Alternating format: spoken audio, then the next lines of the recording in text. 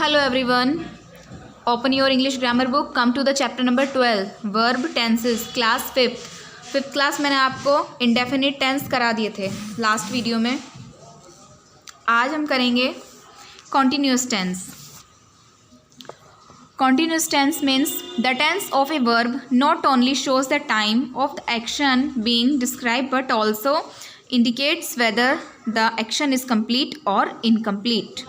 Continuous tense हमें ये नहीं बताता कि जो एक्शन हुआ है उसका टाइम ही नहीं शो करता, बल्कि ये भी बताता है कि वो वर्क इनकम्प्लीट है या कंप्लीट है, पूरा हुआ है या नहीं हुआ है. The present and past continuous tense are formed by adding ing to the main verb. जो प्रेजेंट कॉन्टीन्यूस टेंस होते हैं और पास्ट कॉन्टीन्यूस टेंस होते हैं उनमें ing ऐड होता है मेन वर्ब के साथ, which is used along the helping verb such as am, are, is, are, was and were. Mostly इनके साथ यूज़ होता है हेल्पिंग वर्ब के साथ. When we speak about an incomplete action in the future, जब हम फ्यूचर का कोई इनकम्प्लीट एक्शन, किसी इनकम्प्लीट एक्शन की बात करते हैं तो we call in the future continuous tense. Future continuous tense we use shall या विल. हम या तो शैल का यूज़ करते हैं या विल का यूज़ करते हैं प्लस बी. ध्यान रहे फ्यूचर कॉन्टीन्यूस में, ठीक है, विल या शैल के साथ बी का यूज़ करेंगे. उसके बाद मेन वर्ब आएगी, उसके बाद वर्ब के साथ ing फॉर्म आएगी उसकी, ठीक है. स्ट्रक्चर ऐसे होगा सेंटेंस का. प्रेजेंट का जो बनेगा subject plus is, are, am, दोनों में तीनों में से एक यूज़ होगा, प्लस मेन वर्ब आएगी और मेन वर्ब के साथ ing फॉर्म यूज़ होगी. वर्ब की जो ing फॉर्म होती है. पास्ट टेंस में subject plus was verb plus main verb plus ing. Future में subject plus shall will plus shall किसके साथ आता है और विल किसके साथ आता है वो मैंने आपको बताया था. Only shall is used with I and we. Okay, shall जो यूज़ होता है वो आई और वी के साथ यूज़ होता है बस, और plus be plus main verb plus ing. Example देखेंगे. Use of continuous tense. Present continuous, I am watching the TV. I और एम वॉचिंग ing फॉर्म लगी हुई है जो प्रेजेंट में हो चल रहा है काम. जिन वाक्यों के अंत में रहा, रही, रहे आता है वो प्रेजेंट कॉन्टीन्यूस होते हैं. रहा है, रही है, रहे हैं, यानी कि काम चल रहा है.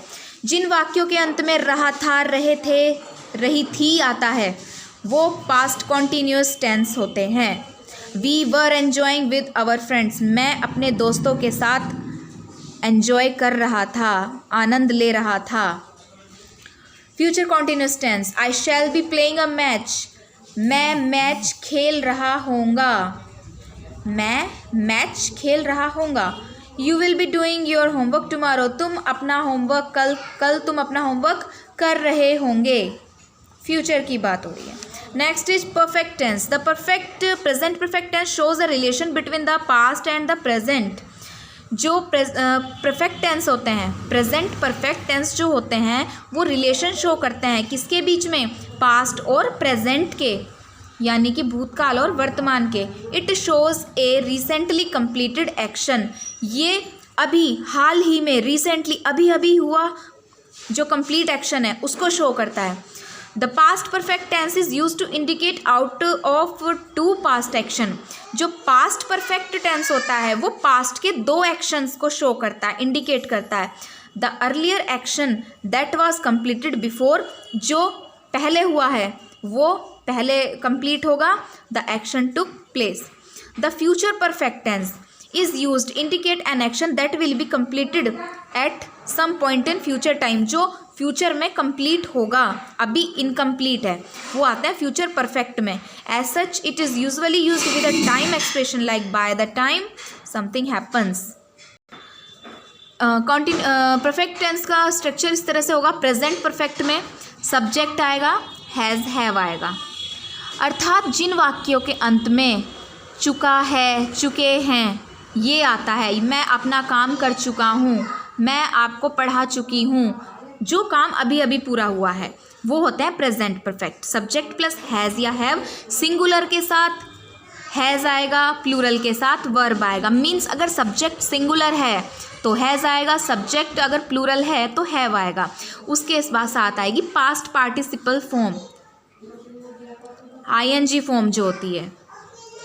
पास्ट टेंस में फर्स्ट एक्शन आएगा, सब्जेक्ट प्लस हेड का यूज़ होगा, प्लस पास्ट पार्टिसिपल फॉर्म आएगी, और उसके बाद आएगा जो दूसरा एक्शन हुआ है, बिकॉज पास्ट परफेक्ट टेंस में पास्ट के 2 एक्शन शो किए जाते हैं, ठीक है। जैसे कि द शॉप हैड बर्न्ड, दुकान जल चुकी थी, बिफोर पहले, the fire brigade came, fire brigade के आने से पहले। पास्ट परफेक्ट में मैंने आपको बताया पास्ट के गुजरे हुए समय के 2 एक्शन शो होते हैं, 2 काम हुए हैं। The shop had burnt before the, थोड़ा सा इसमें कॉमन सेंस का यूज़ करना पड़ेगा, हमें देखना है कौन सा काम पहले हुआ है। The shop had burnt before the fire brigade came, पहले कौन सा काम हुआ, जलने का, फायर ब्रिगेड तो बाद में ही आती, ठीक है। तो पास्ट, ये दोनों एक्शन पास्ट के हैं। तो यहाँ पर बताया पहले फर्स्ट एक्शन होगा, subject plus head plus past participle, और उसके बाद दूसरा एक्शन, उसके बाद कंजंक्शन लगेगी, सब्जेक्ट होगा, फिर पास्ट फॉर्म होगी। फ्यूचर में फर्स्ट एक्शन होगा will shall plus have plus past participle, later action, दूसरा एक्शन होगा conjunction plus subject simple present. Conjunction क्यों यूज़ होगी, जब हम 2 सेंटेंस को, चाहे पास्ट के हों, प्रेजेंट के हों या फ्यूचर के हों, जब हम 2 सेंटेंसेस को जोड़ते हैं तो हम कंजंक्शन का यूज़ करते हैं, जैसे और, अथवा, एवं, ठीक है, एंड, बट, इस तरह के जो वर्ड होते हैं। Future perfect, we shall have decorated the house, मैं घर सजा चुकूँगा, by the time the guest arrives, मेहमानों के आने से पहले, ठीक है। फ्यूचर के दोनों जो एक्शन है फ्यूचर के हैं, कॉमन सेंस लगाएंगे, पहले कौन सा काम होगा, पहले डेकोरेटेड होगा हाउस, उसके बाद ही तो गेस्ट आएंगे। एक्सरसाइज की मैं आपको पिक सेंड कर दूंगी, ठीक है।